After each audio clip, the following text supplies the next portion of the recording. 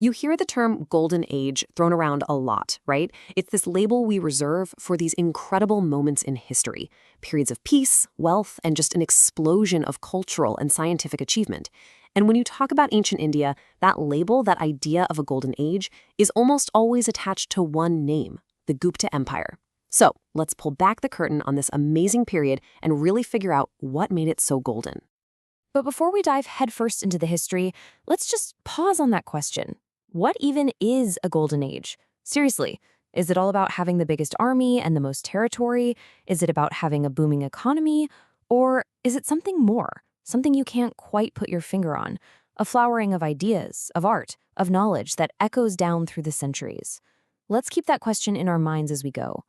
By looking at the rise, the incredible peak, and the eventual fall of the Guptas, we're not just learning about some ancient empire, we're trying to figure out the very recipe for a golden age itself. All right, let's get into it. Part 1, Forging a Golden Age. You know, every great story has a beginning, and the Guptas started out as a pretty small-time dynasty. So the big question is, how did they go from being local rulers to building an empire that would define an entire era for India? Well, the answer starts right here, with this map. Location, location, location. The Guptas rose up at a time when North India was politically shattered, but their home base, right in the heart of the super-fertile Ganges River basin, gave them an incredible head start. All that farmland meant a steady supply of food and money. But that's not all. They also had access to rich iron deposits, which you absolutely need for weapons and tools. And, to top it all off, they were perfectly positioned to cash in on the Silk Road trade with the West. So you've got food, raw materials, and trade. It was basically the perfect storm for building an empire. So this is the family tree, so to speak. It all begins with Sri Gupta and his son, Katokkocha. They were both known as Maharajas, which, it's a respectable title, but it's not emperor level. They were the ones who got the ball rolling, but the real game changer, the one who took the family business from a local shop to a massive corporation, was the third guy in line. And here he is, Chandragupta I. This is where things get serious. He doesn't just call himself a Maharaja, no way. He adopts the title Maharaja di Raja, the great king of kings. I mean, that's a statement. So how do you pull it off? Well, partly through good old-fashioned conquest, but his other move was absolutely brilliant. See, the Guptas were likely from a merchant or farming background. To get the kind of social and military clout you need to rule, Chandragupta made a strategic marriage. He married a princess from the Lichavis, a very old and very powerful warrior clan. This marriage was such a big deal, they put it on their coins. It gave his dynasty the legitimacy, the street cred it needed to play in the big leagues. Okay, so the foundation is now solid. The empire is ready for its master builders. In this section, we're going to meet the two rulers, a father and a son, who really became the architects of this golden age. And what's fascinating is that they had totally different styles, but both were incredibly successful. And here they are, the two pillars of the empire. First up, you have Samudragupta. He was the unstoppable force, the military machine who went out and literally carved the empire out of the subcontinent. Then you have his son, Chandragupta II. His genius wasn't just on the battlefield. It was in diplomacy and strategy, and in creating the perfect environment for culture and science to absolutely flourish. You could say Samudragupta built the house, and Chandragupta II turned it into a palace filled with treasures. Let's start with the conqueror, Samudragupta. I mean, his whole reign was basically one long, unbelievably successful military campaign. We know this because his court poet carved a list of his achievements onto a stone pillar, and it reads like something out of an epic fantasy. He conquered huge swaths of northern India, brought kingdoms in the Himalayas to heal, and even marched his armies way down to the southern tip of the country. It's no wonder the historian V.A. Smith famously called him the Napoleon of India. But here's the thing, he wasn't just a warrior. He was deeply religious, but was also known for being tolerant of other faiths, like Buddhism. And he was a huge patron of the arts, even calling himself the king of poets. They've even found coins that show him playing the veena, a stringed instrument. A true warrior poet king.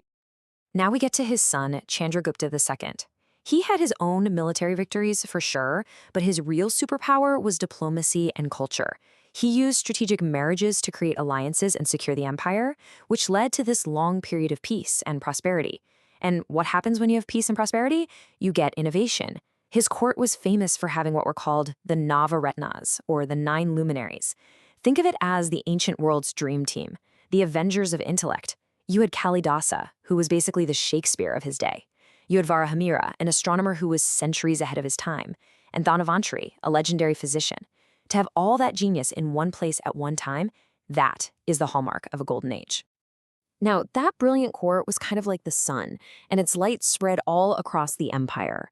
This is where we get to the real meat of why we call this a golden age. The Gupta period wasn't just about winning battles.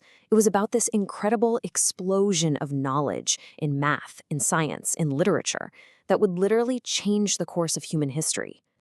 And it all starts with this: a simple circle, a dot, the number 0. It's so easy for us to take this for granted, but I honestly can't overstate how revolutionary this was. Before this, doing any kind of complex math was an absolute nightmare. By creating a symbol for nothing and building a decimal system around it, Gupta thinkers didn't just make arithmetic easier. They unlocked the very language of modern science, of computers, of engineering.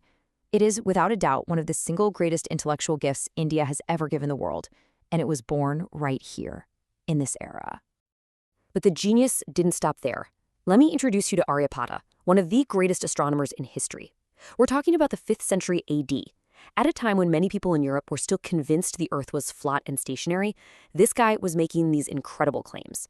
He proposed that the Earth was a sphere, that it rotated on its own axis once a day, and that eclipses weren't caused by demons, but by the simple shadows of the Earth and Moon. These ideas were absolutely mind-blowing, coming more than 1,000 years before Copernicus in Europe. And if you're thinking, okay, that's all great in theory, but show me something I can touch, well, here you go. This is the Iron Pillar of Delhi. It was forged over 1,600 years ago. It has stood through centuries of monsoons, scorching heat, and modern pollution, and it has barely rusted. To this day, metallurgists are stunned by its composition. We're only recently beginning to fully understand how they created an iron alloy so pure. It is a silent, towering monument to the scientific mastery of the Gupta age. This era was also a golden age for the written word. We've mentioned the playwright Kalidasa, whose works are considered world treasures, but you also had things like the Panchatantra. This was a collection of animal fables, each with a moral lesson that became so popular they spread all across the world, influencing stories for centuries. And maybe most importantly, this is the period when the great oral epics of India, the Ramayana and the Mahabharata, were finally compiled and written down into the versions we know today. Just think about that. Preserving these foundational stories for all of future humanity, that's a massive cultural achievement in itself. So where did all this incredible learning happen? Well, a lot of it was centered in places like Nalanda.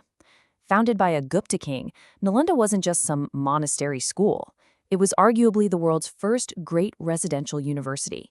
It was a huge, sprawling campus with a massive library, attracting thousands of students and scholars from all over Asia, from Tibet, China, Korea, you name it. For centuries, Nalanda was a brilliant beacon of knowledge, the intellectual capital of the ancient world. Now you have to remember, none of this stuff, the science, the art, the philosophy, it doesn't just happen in a chaotic state. It needs stability. It needs order. And the Guptas were fantastic administrators. They had this very organized, layered system. The empire was divided into provinces, which were divided into districts, all the way down to the local villages. But here's what's really interesting. In the cities, they gave a lot of administrative power to professional groups, like guilds of merchants and craftsmen. It was a decentralized and efficient system that kept the peace and allowed culture to thrive. But as with all great empires, the Golden Age couldn't last forever. The music eventually has to stop. In the second half of the 5th century, the magnificent structure that the Guptas had built began to crack under enormous pressure, from both outside its borders and from deep within. The twilight was coming. And this single quote, it just perfectly captures the turning point. It comes from an inscription by Skandagupta, one of the last great Gupta kings. He's describing the invasion of a fierce nomadic people from Central Asia called the Huns. Daylight consumed by darkness. Just wow. Think about that. For a king to put something that poetic and that terrifying on an official record, it tells you everything about the shock and fear these invasions caused. Skandagupta managed to fight them off, but it was a brutal, costly victory. And the Huns weren't going to stop coming. So the fall wasn't caused by one single thing. It was a death by 1,000 cuts. It was a perfect storm. First, you have the relentless invasions by the Huns, which were just bleeding the empire dry of money and manpower. After the strong king Skandagupta, you get a series of weaker rulers who just can't hold it all together. At the same time, the empire starts to rot from within. Local governors and lords who used to be loyal start thinking, hey, maybe I should be in charge now, and they start breaking away. And the final nail in the coffin? They lost their western territories, which cut them off from that rich sea trade. External attacks, internal decay, and economic collapse. It was a recipe for disaster. By the middle of the 6th century, the Great Gupta Empire was basically gone.